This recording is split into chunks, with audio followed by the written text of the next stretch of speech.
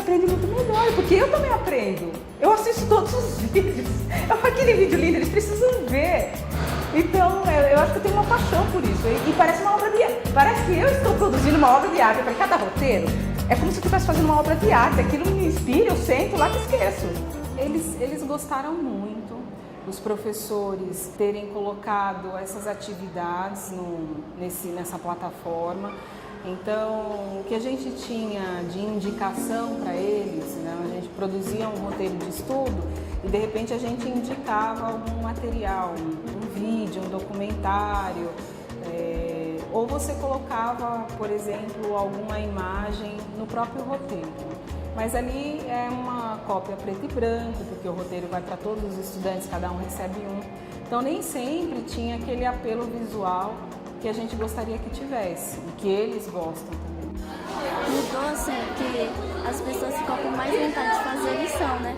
Pelo net, porque antes só as pessoas não gostavam muito.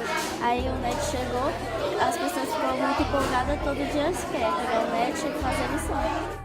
Coisa de meses, como foi o processo esse ano, você vê uma mudança muito forte na rotina dos professores e dos alunos.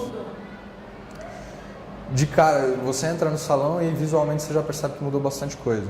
Então, quando a gente entra no salão, a gente já vê que é uma coisa tudo junto e misturado, né? Aluno usando o netbook na mesma mesa, um outro aluno usando papel e lápis. E pensando já na chegada dos netbooks para os estudantes, que esse, né, é, acima de tudo, um grande privilégio, né, para os nossos estudantes. E pensando na questão da implementação mesmo nesses últimos meses, da questão do que mágico, é uma ferramenta que pode ampliar e aprofundar e favorecer imensamente a aprendizagem dos estudantes. E isso tudo vem favorecer o prazer de aprender, né? De uma forma que vai além dos livros, que vai além dos roteiros. Eles vivem nesse mundo, eles estão com seus smartphones, celulares, computadores em casa e a gente sabe que esse é o mundo que eles estão vivendo lá fora. Então o que está acontecendo? Esse mundo está entrando aqui dentro da escola e aí eles se sentem confortáveis em casa. Os professores não sabem lidar não com este mundo, mas com esse mundo dentro da escola. Então causa um desconforto. Porque não é que os professores não sabem, a educação nunca soube fazer isso. A educação sempre passou por um processo muito mais textual, livros, cadernos, a linguagem textual predominou sempre. Então, a gente precisa começar a aprender a trabalhar com essa outra linguagem. Tudo, inclusive a malandragem deles, né? Porque eles aprenderam um monte de coisa que eles não sabiam. Se um professor tira um texto com questões da internet, eles vão... Pode crer, eles já descobriram. Ah, a professora tirou de tal lugar, isso é fantástico. E aí quando você tem na máquina, na mão do aluno, essa possibilidade de todos os alunos e isso circular numa agilidade incrível, você muda o cenário da situação do salão. Então eu acho que existe a necessidade de um ajuste e é um ajuste que tem que acontecer vivenciando não de uma parte só, ou seja, não é o caso de os professores receberem uma formação isolada exclusivamente para trabalhar com isso. Esse ajuste tem que acontecer na relação.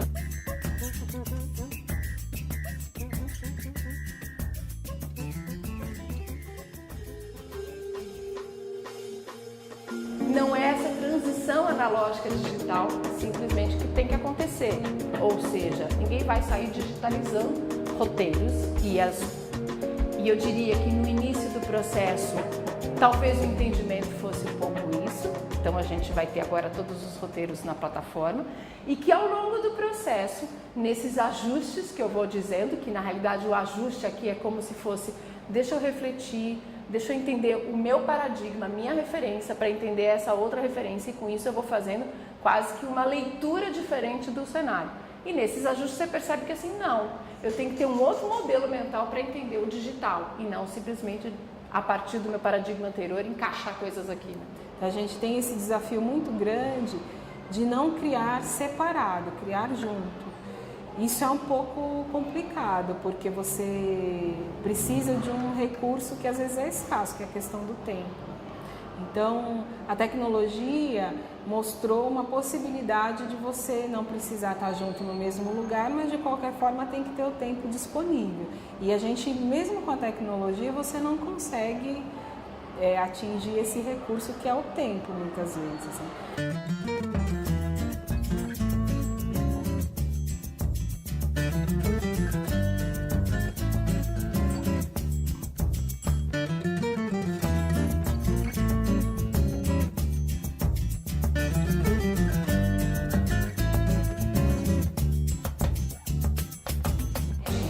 A possibilidade de conectividade foi um marco no projeto dessa escola, porque foi a partir do momento que se tem conexão aqui é que o projeto existiu.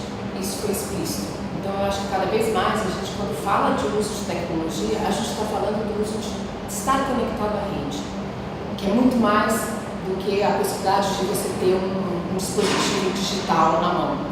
Claro, um link muito bom, uma banda ótima, uma conexão boa, com a possibilidade de fazer assim, agora sim concretizou o uso da tecnologia dentro do salão.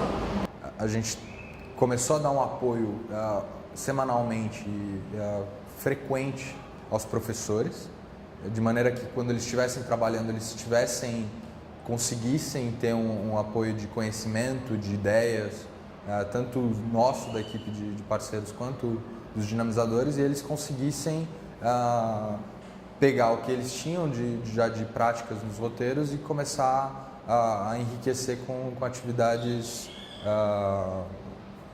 na nuvem, né? Ou seja, no QMágico, ou muitas atividades também foram criadas fora do QMágico.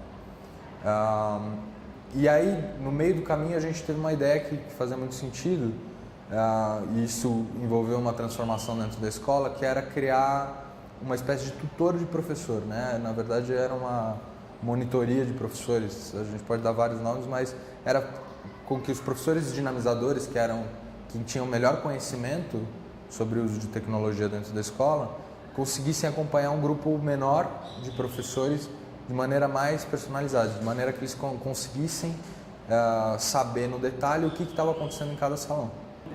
Então você tem que lidar com uma realidade em que você atua como uma espécie de mediador, né, dos professores e dos estudantes. E você é colega ao mesmo tempo desses professores também.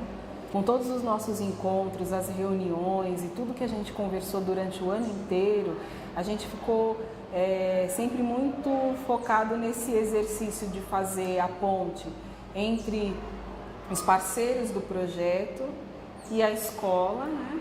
E entre os professores também e os parceiros do projeto. Então a gente sempre pensando no que são os princípios da escola e as necessidades do envolvimento, do que envolve tecnologia aqui dentro, que foi um aprendizado muito grande. Eu acho que foi muito rico para a escola a gente poder ter esse ponto, esse grupo de dinamizadores, né? Para poder ter esse olhar do que é necessário, do que a escola precisa e do que o projeto demanda também.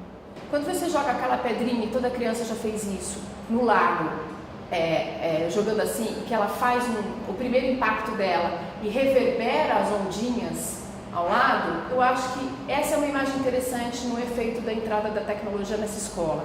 O foco, o primeiro impacto da pedrinha na água, nesse caso aqui, foi o QMágico sendo colocado nos salões para serem utilizados como um recurso que apoiaria esse trabalho com os roteiros. Não só na possibilidade de olhar para outros objetos digitais que ampliam, qualificam o roteiro, mas na possibilidade de uma nova forma de olhar para esse roteiro, que é com máquinas e não com caderno, que é ouvindo vídeos e não lendo apenas, enfim, não é a substituição, mas é a ampliação das possibilidades. O QMágico, ele foi um canal, uma ponte para muitos professores que ainda não estavam habituados a usar a tecnologia, foi um primeiro passo. Foi o canal pelo qual eles entraram nesse mundo de 1000 possibilidades, né? Sendo QMágico uma delas, mas foi um caminho trilhado, era como o caminho das pedras. Então você vê possibilidades de professores inventarem outras usos com a tecnologia, oficinas de programação que aconteceram, Scratch, quer dizer, outras formas de uso vindas, ora dos professores, ora dos próprios alunos que demonstravam em suas pesquisas, faz com que você acredite que assim, esse é o início de um processo de instalar uma cultura digital dentro da escola e não simplesmente usar uma ferramenta e uma tecnologia. É que a escola também está nesse debate interno e questionando os seus propósitos nos roteiros, trazendo uma coisa de roteiro menos disciplinar de conteúdo para um roteiro mais integrado, que prevê e ele é todo pautado a partir de objetivos de aprendizagem e não dos seus conteúdos isolados. Então, isso aqui faz com que a própria tecnologia colabore, porque você tem ferramentas e funcionalidades que são transversais. Você trabalha na base da colaboração, você trabalha na base da pesquisa, você tem a possibilidade de ter um aluno muito mais pesquisador do que consumidor de conteúdo. Mas a verdade é que nós aprendemos fazendo e vivendo. Esse é o construtivismo, né? Então nós vamos construindo esse conhecimento e aprender a trabalhar em equipe, vivendo a equipe.